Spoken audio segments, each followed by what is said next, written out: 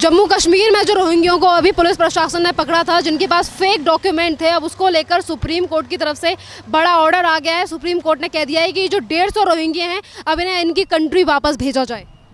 ये देश धर्मशाला नहीं है। अब देखिए कितनी बड़ी साजिश है। जम्मू कश्मीर में पहुंच गए रोहिंग्या, कहाँ बर्मा और कहाँ जम्मू कश्मीर ले जाके बसाया गया है, प्रयोग है। अभी आपने देखा होगा कि उत्तर प्रदेश की सरकार की ज़मीन खरीद रखी थी दिल्ली में सिंचाई विभाग की, वहाँ कौन बसाया था रोहिंग्या को लाके? केजरीवाल और अमानतुल्लाह। ये प्रयोग है। अगर सिर्फ दिल्ली में निकाला जाए ना तो 50 लाख के आसपास निकलेंगे रोहिंग्या और बांग्लादेशी। भाषा जाकर देख लीजिए, मेहरौली चले जाइए, जगह जगह मैं नोट करके रखा हूँ। हाँ, ओखला चले जाइए, लिस्ट है मेरे पास, जगह जगह बसे हुए हैं। ये पूरे देश में प्रयोग किया गया है। वहाँ से निकालो और ला के, वो यह भी एक जिहाद है। इसको मैं जिहाद कहता हूँ। जनसंख्या बढ़ाने के लिए 18 बच्चे भी पैदा करो, ऊपर से विदेशों से ला के यहाँ बसाओ कि जल्दी से जल्दी अपनी सत्ता कायम करने के लिए ये प्रयोग है। और उधर नसीरुद्दीन शाह कहेंगे देश रहने लायक नहीं है, डर लगता है। आमिर खान जी चले जाएंगे उधर, उनकी पत्नी, हाँ उनकी पत्नी को दिक्कत होगा। शाहरुख खान पाकिस्तान जाएंगे, कहेंगे कि यह देश हम लगता है कि मैं अपने देश में आया हूँ, यहाँ उनको डर लगेगा। सलमान खान को, सलीम को, जावेद अख्तर को, किसको कहेंगे। लेकिन रोहिंग्याओं पे बात आएगी, जब बांग्लादेशियों पे बात आएगी तो उस समय बहुत प्यारे हो जाएंगे। इन्हीं की पैरवी करने के लिए सुप्रीम कोर्ट में 2-4 दलाल हैं, जिसमें हाँ प्रशांत भूषण भी हैं। उनको यहीं रहने देना है, बांग्लादेशियों को, रोहिंग्याओं को। उनके दामाद होंगे, उनसे कोई डीएनए का रिश्ता होगा, समझ में नहीं आता है इन सबों को। एक तो हम देश दे दिए, पाकिस्तान दे दिए, बांग्लादेश दे दिए। कभी इसी देश का अफगानिस्तान हुआ करता था, हाँ इंडोनेशिया, मलेशिया, ये सब भारत के अंग हुआ करते थे। बढ़ते बढ़ते छोटा सा एरिया रहा, यहाँ भी घुसपैठ करके एक और पाकिस्तान और एक और बंटवारे की तरफ इस देश को ले जाया जा रहा है। और ये जितने वामपंथी लिबरल, ये जेएनयू से लेके और जितने ये बैठे हुए हैं लिबरल गैंग, ये सब एक और बंटवारे की तरफ ले जाना चाहते हैं। सुप्रीम कोर्ट की पहल की सराहना करना चाहिए और पूरे देश के नौजवानों को समर्थन करना चाहिए। और रोहिंग्या और बांग्लादेशियों को निकालना बहुत ज़रूरी है।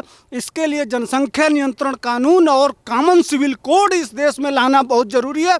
मोदी जी इसका प्रयास कर रहे हैं और यह बिल के ड्राफ्टिंग में है, लेकिन देख ही रही हैं कि कहीं किसान तो कहीं सीए के नाम पे देश में किस तरह का रोड ब्लॉक कर लीजिए। आपने प्रशांत भूषण का नाम लिया। प्रशांत भूषण, जब आज ये सारी सुनवाई चल रही थी तो उस टाइम पे प्रशांत भूषण की तरफ से ये दलीलें भी रखी गई कि ये जो रोहिंग्या है इन्हें वापस ना भेजा जाए, बल्कि जो पुलिस की गिरफ्त में है, पुलिस ने गिरफ्तार कर रखा है, वहाँ से भी इन्हें छोड़ा जाए और इन्हें वापस कंट्री इनकी ना भेजा जाए, क्योंकि म्यांमार में इन लोगों की जान को खतरा है। रोहिंग्यों से बड़ा प्यार आ रहा है, रोहिंग्यों के ऊपर बड़ा प्यार आ रहा है प्रशांत भूषण को। अच्छा, प्रशांत भूषण को जम्मू कश्मीर से 5 लाख कश्मीरी पंडित निकाल दिए गए, उनके लिए प्यार क्यों नहीं आ रहा है?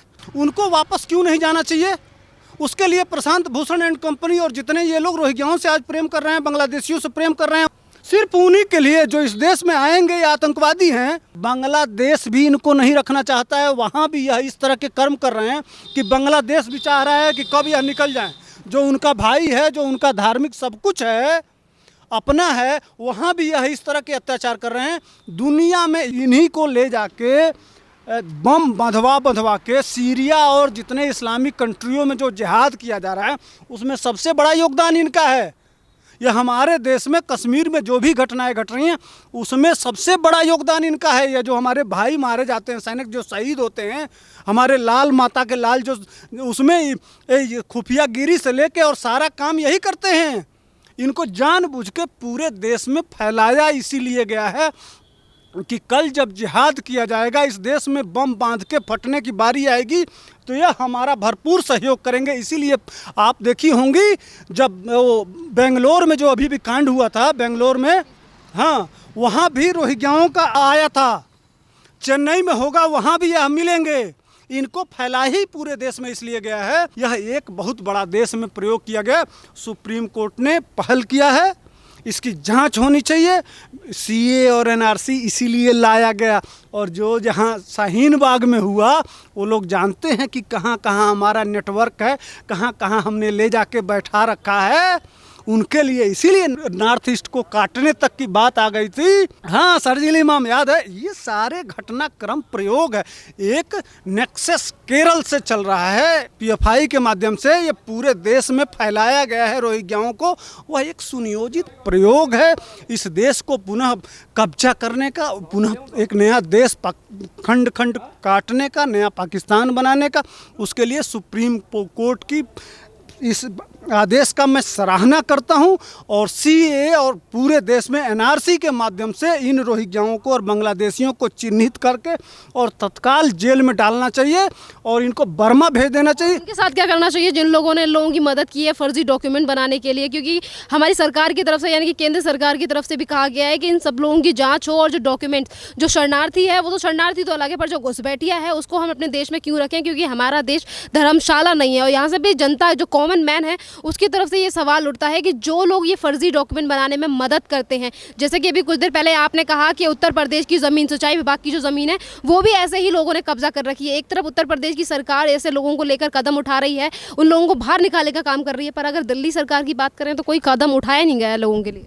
दिल्ली सरकार का तो ब्लड का रिश्ता है, वो तो अमानतुल्लाह भी तो यहाँ का नहीं है, वो भी तो अफगानिस्तानी है। तो जो मंत्री और नेता और जो वक्फ बोर्ड का चेयरमैन तक बना देते हैं, जो मदद मांगता है, अरब से मांगता है और दुनिया से मांगता है, भारत के लोगों से मदद नहीं मांगता है, उसको 56 देशों की मदद चाहिए, जहाँ उनके ये वक्फ बोर्ड मंत्री का दर्जा होता है और मुख्यमंत्री चुपचाप दही जमा के जहाँ बैठा होता है, उसकी बात क्या करती हैं। वह तो खुद नक्सली अपने आप को कहता है और कहता है कि मैं विकृत मानसिकता, तो वो तो बिजली पानी पे अब गलती से वो बैठ गया है, लेकिन उसके भी पर काट दिए गए हैं, उसके भी वो अब फड़फड़ाना, ज़्यादा फड़फड़ाएंगे नहीं, उनको भी धीरे धीरे ज़मीन पे लाया जा रहा है कि आपके जो अधिकार हैं आप अपने अधिकार तक सीमित रहिए और दिल्ली के विकास पे काम दीजिए। अपना प्रचार गोवा और अंडमान निकोबार में प्रचार। सर मुझे ये बताइए कि जिस तरीके का अभी जो सुप्रीम कोर्ट की तरफ से ऑर्डर आया है, वो तो ऑर्डर था जो जम्मू कश्मीर में रोहिंग्या थे जो पकड़े गए थे फर्जी डॉक्यूमेंट के साथ, उनके लिए।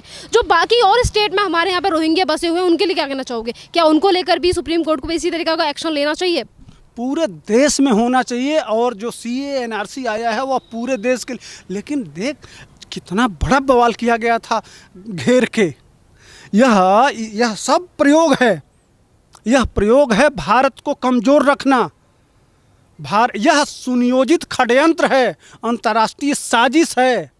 समझ रहे हैं कि इस देश में सही ढंग से सीएए एनआरसी लागू हो जाए, करोड़ों लोगों की सच्चाई सामने आ जाएगी। देखी नहीं थी, ट्रेंड आया था, क्या ट्रेंड हुआ था? कागज़ नहीं दिखाएंगे, याद है ना कि कागज़ नहीं दिखाएंगे, लेकिन जब पढ़ रहे हैं तो सारे लोग कागज़ लेके दौड़ रहे हैं।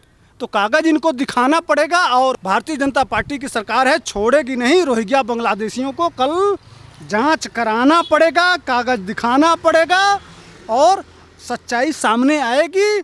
असदुद्दीन ओवैसी के दादा का नाम भी रामलाल निकलेगा, ये सच्चाई आएगी देश के सामने। रोहिंग्या और बांग्लादेशियों की सच्चाई भी आएगी सामने। जो इस देश का मूल नागरिक है, चाहे वो किसी धर्म, पंथ, मजहब को मानता है, उसको रहने का अधिकार है। लेकिन जो हमारे देश का नहीं है, घुसपैठिया है, जिसके पास कागज़ नहीं है, उसको इस देश में रहने का, इस देश के संसाधन पे उसका कोई अधिकार नहीं है। उसको अपने देश में जाना चाहिए और सरकार को निकाल के फेंक देना चाहिए। धन्यवाद सर।